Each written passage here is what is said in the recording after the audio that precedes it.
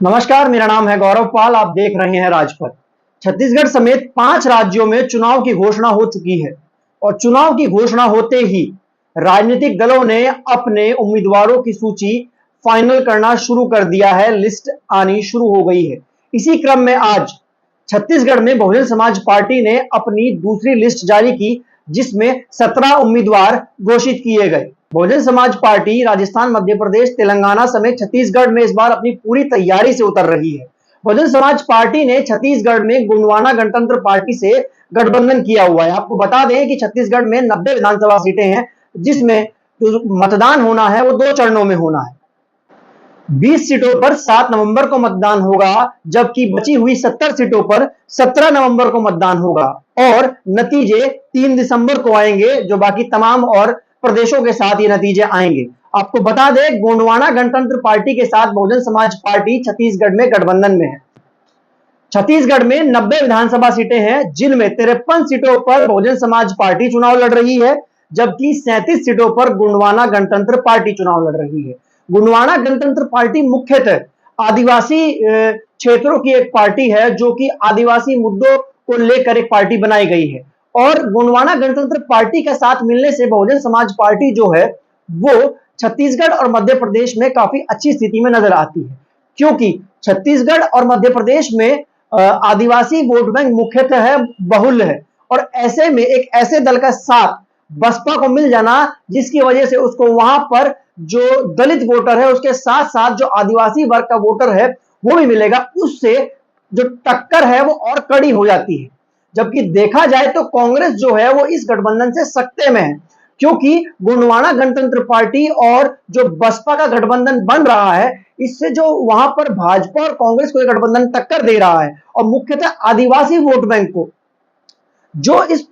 गठबंधन में जाने की उम्मीद की जा रही है, उससे भाजपा और कांग्रेस वहां पर काफी सकते में है। आपको बता दें, इससे पहले बहुजन समाज पार्टी ने छत्तीसगढ़ में 2 सीटें जीती थी और बहुजन समाज पार्टी को वहां पर लगभग 4% के करीबन वोट मिला था। अब मान के चलिए कि 4% वोट बैंक एक बहुत बड़ा वोट बैंक होता है और साथ में एक ऐसे दल का मिल जाना जो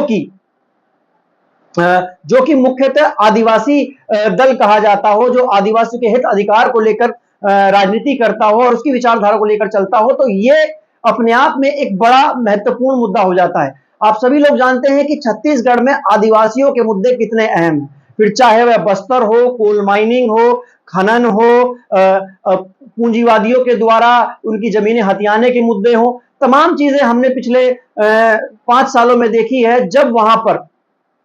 जो आदिवासियों के मुद्दे हैं वो हाईलाइट होते हैं और कैसे आदिवासियों को अपने हक अधिकारों के लिए पैदल मार्च निकालना पड़ता है।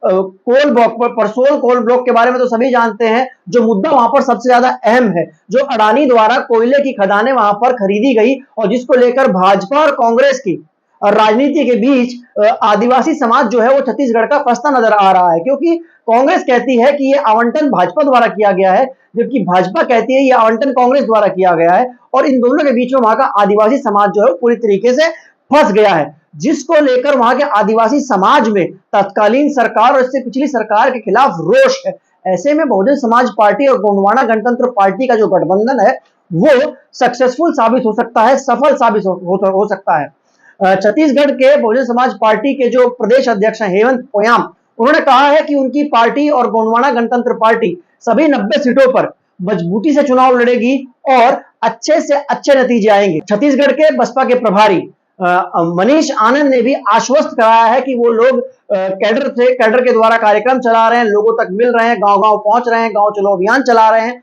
और अपने वोट बैंक को मजबूत कर रहे हैं और खासकर ऐसे लोगों को चिन्हित कर टिकट दिया गया है जो कि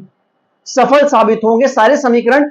सामने रखकर जो है वो टिकट आवंटन किया गया है और जिस प्रकार से छत्तीसगढ़ में ये गठबंधन हुआ है, बहुजन समाज पार्टी ने पिछले काफी समय वहां पे जो कार्यक्रम किए हैं, खासकर अनुसूचित जाति और जनजाति को लेके, तो वहां पर एक बड़ा मौका है बहुजन समाज पार्टी के साथ, जिसका नुकसान पूरी तरीके से कांग्रेस और भाजपा को उठाना पड़ सकता है, क्योंकि आदिवासियों के मुद्दे सबसे बड़ी बात है छत्तीसगढ़ में और उन्हीं मुद्दों को लेकर बहुजन समाज पार्टी और गोंडवाना गणतंत्र पार्टी ने गठबंधन किया है, जिसको लेकर दूसरी सूची आज जारी हो चुकी है, जिसमें 17 कैंडिडेट के नाम अनाउंस कर दिए हैं और एक पहली सूची जारी हुई थी जिसमें 9 कैंडिडेट के नाम अनाउंस हुए थे। ऐसे में जब भाजपा और कांग्रेस,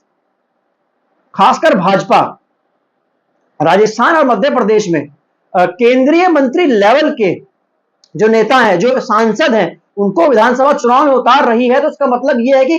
भाजपा में बौखलाहट साफ दिख रही है, खासकर छत्तीसगढ़, मध्य प्रदेश और राजस्थान में। तो वही कांग्रेस की जो बौखलाहट है वो भी साफ है, क्योंकि कांग्रेस के खिलाफ जो पूरा आदिवासी आंदोलन छत्तीसगढ़ में बना है वो अपने आप में एक बड़ी चीज है, क्योंकि जो छत्तीसगढ़ का आदिवासी समाज है वो कांग्रेस से वहां पर खुश नहीं है। फिर चाहे वो भर्तियों का मामला हो, फिर चाहे वो आदिवासियों का मामला, फिर जल जंगल जमीन का मामला हो, या फिर वो खनन का मामला हो, तमाम चीजें हैं जिस पर कांग्रेस वहां पर बैकफुट पर जा रही है। बहुजन समाज पार्टी की ओर से जो लिस्ट जारी की गई है, दूसरी, इसमें 17 नाम है। भटगांव से नरेंद्र साहू को टिकट दिया गया है, पथला गांव से इनोसेंट कुजरो को टिकट दिया गया है, सारागंज से नारायण रत्नाकर को टिकट दिया गया है, और खलारी से सुफल साहू को दिया गया है। तो कई कैंडिडेट इसमें जो है वो बहुत ज्यादा जो है ताकतवर बताए जा रहे हैं, और इससे पहले भी उन्होंने चुनाव लड़कर इन सीटों पर बहुजन समाज पार्टी ने अपना लोहा मनवाया है। तो ऐसे में जब पूरे देश में एक तरीके से बहुजन समाज पार्टी अपनी पॉलिटिक्स को लेकर चीजें कर रही है, करवट ले रही है, तमाम चीजें बदल रही हैं, तो ऐसे में छत्तीसगढ़ से अच्छे नतीजे आने के अनुमान लगाए जा सकते हैं। आपको आज का वीडियो विश्लेषण कैसा लगा, ये खबर कैसी लगी, हमको कमेंट कर जरूर बताइएगा। वीडियो को लाइक कीजिएगा, चैनल को सब्सक्राइब कीजिएगा। हम ऐसे ही आप तक तमाम जो है राजनीतिक खबरें और सब लेकर आते रहेंगे। तब तक के लिए चलते हैं। धन्यवाद। जय हिंद, जय भारत, नमस्कार।